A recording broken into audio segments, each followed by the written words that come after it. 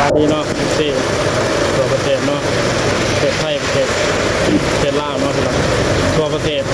ประมาณละส่วนนี้เป็นการแจกกิจกรรมเนาะอยู่บ้านเอื้อพาทรฝนตกอีกแล้วนี่กำลังลงเสร็จเนาะลงเสร็จอยู่บ้านรถแดงเนาะลูกค้ายืนรอฝนตกแห้งนะ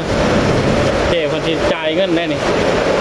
พี่น้องเจ๊คนที่จ่ายเงินเปล่าเด้อเจ๊คนที่จ่ายเงินได้นี่คลองเหมือนเทียบวันนี้เป็นสั่งร้ายวันนี้มาตุ๊กสั่งร้ายเนาะ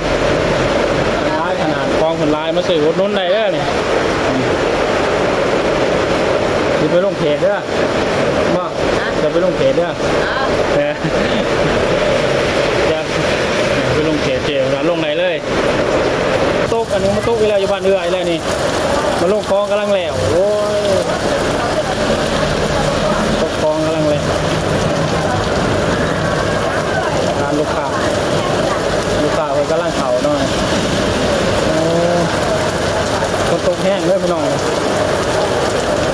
ตกแห้งขนาดเลยไอ้บ่นี่โอเคพี่น้องเข้ามาสบายดีเนาะสบายอย่าลืมกดไลค์กด